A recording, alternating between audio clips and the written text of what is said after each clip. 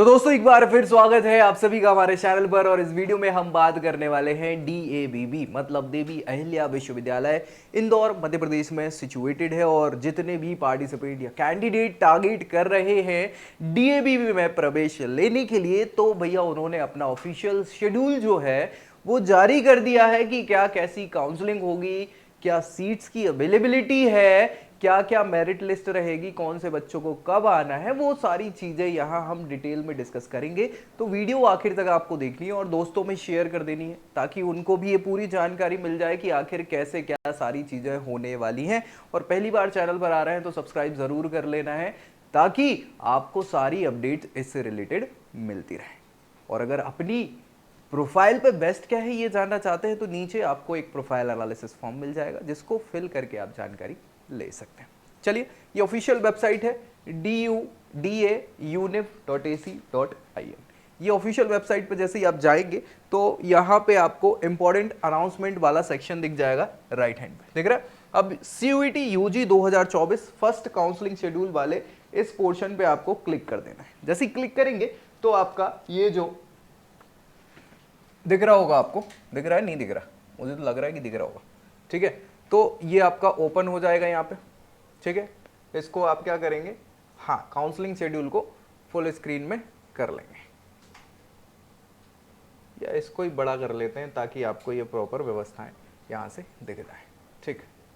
एक सेकेंड,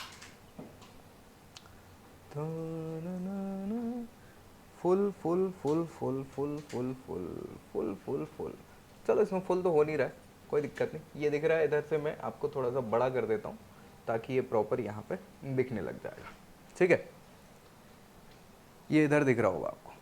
चलो, DAVB का ये यहाँ पे आपको A+ एक्रेडिशन है नेक के द्वारा, सारी चीज़ें लिखी हुई हैं, ठीक है। अब ये गाइडलाइंस फर्स्ट काउंसलिंग शेड्यूल जो है इन्होंने अपना दिया हुआ है। भाई साहब, आप जैसे ही नीचे जाएंगे ये पूरी काउंसलिंग प्रक्रिया इन्होंने बताई हुई है कि सबसे पहले जो इंपॉर्टेंट है वो रजिस्टर्ड कैंडिडेट ही यहाँ पे क्या कर पाएंगे, अपीयर हो पाएंगे। ओनली रजिस्टर्ड कैंडिडेट, दिख रहा है नहीं दिख रहा, और बड़ा कर देता हूँ ताकि आपको ये दिखने लग जाए भैया, है ना। तो only registered candidate can appear the counselling. Counselling में वे सभी पार्टिसिपेंट ही अपीयर हो पाएंगे जिन्होंने रजिस्ट्रेशन यहाँ DAVB के लिए किया हुआ है, ठीक। अब मेरिट जो है वो भैया आप देख सकते हैं यहीं ऑफिशियली davb.mponline.gov.in पे, यहाँ जाके आपको आपकी मेरिट दिख जाएगी कि क्या कैसा है, ठीक है। 30 अगस्त को ये आपको पोर्टल पे भी दिख जाएगी, ठीक है। वहीं जाके देखना है, तो ये पोर्टल आपका रहेगा। अब कौन कौन से प्रोग्राम्स हैं जिनके लिए ये इन्होंने ये सारे प्रोग्राम्स बताए हैं, तो सबसे पहले आप देखो यहाँ पे ग्रुप बी दिख रहा है जो, इसमें ये सारे MBA है ना। अब चूंकि ये इंटीग्रेटेड प्रोग्राम है इसलिए यहाँ पे दिख रहे होंगे आपको, है ना। नहीं तो आपका सर MBA तो मास्टर्स वाले प्रोग्राम, नहीं, ये इंटीग्रेटेड प्रोग्राम है इसलिए आपको यहाँ पे दिखेंगे। BCom BA LLB ऑनर्स, है ना, BCom honours, BA honours journalism economics वगैरह। MSc ये भी इंटीग्रेटेड प्रोग्राम है, BA सोशियोलॉजी, BA साइकोलॉजी और BA ज्योग्राफी। ये सारे के सारे ऑप्शंस आपको ग्रुप बी वाले में मिलेंगे। अब ये सभी पार्टिसिपेंट जो इन प्रोग्राम में एडमिशन लेना चाह रहे हैं उनके लिए हैं ये चीज़ें। बाकी आप जाएंगे तो नीचे आपको ग्रुप सी वाले भी मिल जाएंगे, ठीक है। MTech हो गया, MCA हो गया, इसके अलावा MSc हो गया, BCA BSc honours physics applied statics और मैथमेटिक्स। इसके अलावा ग्रुप ई में B फार्मा है, F में MBA है ना, HA। तो ये सारे के सारे प्रोग्राम है, ये ऑफर यहाँ पे कर रहे हैं। अब यहाँ पे क्या है भैया, इन्होंने लिखा है it is likely that some programs may be restructured as per the national education policy, है ना। तो इन्होंने नेशनल एजुकेशन पॉलिसी के हिसाब से प्रोग्राम्स को रीस्ट्रक्चर करा है, इसलिए वो 4 ईयर 5 ईयर आपको दिख रहा होगा प्रोग्राम, ठीक है भाई। अब अदर पॉइंट जो है वो यहाँ पे इन्होंने बताया है, ये इंपॉर्टेंट है उन सभी कैंडिडेट के लिए जो रिजर्व कैटेगरी से बिलोंग करते हैं। सुन लेना, जो सीट रिजर्व हैं किसके लिए, SC ST OBC PWD और EWS कैटेगरी के लिए। अब इधर लिखा है विल बी ऑफर्ड टू किसको, SC ST OBC PWD और EWS कैंडिडेट कौन से, of Madhya Pradesh domicile only. केवल उन्हीं बच्चों को मिलेगा, यानी वो बच्चे जो मध्य प्रदेश से बाहर के हैं और यहाँ एडमिशन लेना चाह रहे हैं अगर वो कैटेगरी से बिलोंग करते हैं तो उनको यहाँ पे पर्टिकुलर कैटेगरी में नहीं मिलेगा, या जनरल के बेसिस पे ही आपको एडमिशन मिलने वाला है। ठीक है, SC, ST, OBC, PWD, EWS candidate from other state will be treated under unreserved category. ठीक है, साफ सुथरे तौर पे यहाँ पे लिखा हुआ है, तो आपको वो भी ध्यान रखना है। ठीक, इसके अलावा अलग अलग पॉइंट इन्होंने दिए हुए हैं, क्या, candidate who are admitted provisionally on undertaking regarding result we have produce final result in case of not declared the time of counselling. Counselling के समय अगर नहीं डिक्लेयर्ड होता है तो भैया 30 सितंबर 2024 को वो क्या करेंगे, फाइनल रिजल्ट डिक्लेयर कर देंगे।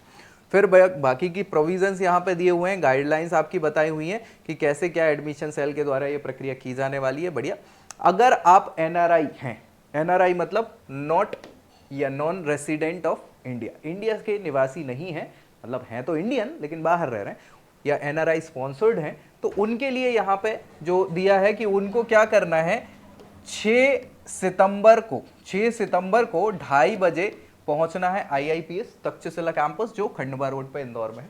ठीक है, वहां जाके ये सारी चीजें इनकी होने वाली। लीगल ज्यूरिसडिक्शन इनने बताई है कि इंदौर ही रहने वाला है। इसके अलावा यहाँ पे जो फी स्ट्रक्चर है वो इन्होंने बताया है, क्या बताया है कि the candidate will be provisionally admitted in the program subject to online submission of first semester fee. तो आपको एक सेमेस्टर की फीस वगैरह पे करनी होगी, तब जाके वो क्या है, प्रोविजनली एडमिटेड माना जाएगा। ठीक है भैया, अगर टाइम पीरियड पे आपने काउंसलिंग शेड्यूल के हिसाब से फी पेमेंट नहीं करी है तो अलॉटमेंट लेटर जो है वो क्या हो जाएगा, कैंसिल हो जाएगा आपका। तो फी पेमेंट करना आपको इंपॉर्टेंट होने वाला है। ठीक है भैया, अब रिफंड ऑफ फीस का भी इन्होंने बताया है कि वो जाके यहाँ पे सारी चीजें देख सकते हैं, फी रिफंड होने के क्या कैसे क्राइटेरिया है। डॉक्यूमेंट्स कौन कौन से आपको काउंसलिंग के समय लगने हैं, तो भैया SC, ST, OBC, open category वाले EWS और PWD, ये जितने भी बच्चे हैं, साथ ही साथ JKM मतलब जम्मू कश्मीर के माइग्रेंट, इन सभी के लिए ये सारे के सारे डॉक्यूमेंट्स ले जाना है। ये 12 दिख रहे होंगे आपको, मैं एक बार नाम ले लेता हूं, वैसे तो दिख ही रहे होंगे। NTA मार्कशीट जो CUET का आपका स्कोर कार्ड है, सेल्फ अटेस्टेड, इसको आपको लेके जाना है। इसके अलावा ये फोटोकॉपी है ना, कैटेगरी वाइज मेरिट CUET की जो रही है DAVB डाउनलोड कर लेंगे MP ऑनलाइन से, सेल्फ अटेस्ट करके उसको भी ले जाना है। पासपोर्ट साइज फोटोग्राफ लगेंगे 2 नंबर से, यानी कि 2 फोटो लगेंगे, लेकिन 4-5 ले जाना है ना। Copy of counselling registration form जो आपने फिल करा होगा वो, मार्कशीट रहेगी क्वालिफाइंग एग्जामिनेशन की ओरिजिनल, साथ ही साथ 3 फोटो कॉपी रहेंगी जो सेल्फ अटेस्टेड होंगी। सेल्फ अटेस्टेड मतलब अपने सिग्नेचर करना है उसमें। ठीक है, हाँ भैया, तो 3 लगेंगे, ये याद रखना, नहीं तो बाद में उस दिन फिर परेशान हो, फालतू में इधर उधर भागना दौड़ना पड़ जाए आपको। ट्रांसफर सर्टिफिकेट लगेगा ओरिजिनल, 1 फोटोकॉपी, उसमें जो भी फोटोकॉपी वाले डॉक्यूमेंट होंगे ना सभी सेल्फ अटेस्टेड होंगे, मतलब खुद के सिग्नेचर लगेंगे वहां पे, है ना। Migration certificate original 1 photocopy, caste certificate अगर आप SC, ST, OBC से बिलोंग करते हैं तो एक ओरिजिनल और उसके साथ photocopy self attested. Income certificate लगेगा किसके लिए, SC, ST, OBC certificate, OBC वाले जो नॉन क्रीमी लेयर से संबंधित हैं उन सभी का एक ओरिजिनल और एक फोटोकॉपी, और फोटोकॉपी वाला सेल्फ अटेस्टेड। ओरिजिनल मत सेल्फ अटेस्ट कर देना, है ना, वो नहीं करेंगे। EWS सर्टिफिकेट अगर आप कैंडिडेट EWS कैटेगरी से हैं तो फाइनेंशियल ईयर 2023-24 का आपको ये लगेगा, है ना, original photocopy self attested. PWD category से बिलोंग करते हैं तो वो सर्टिफिकेट लगेगा original photocopy self attested. Jammu Kashmir के माइग्रेंट है तो वो सर्टिफिकेट लगेगा ओरिजिनल फोटोकॉपी जिस पे सेल्फ अटेस्टेड हो।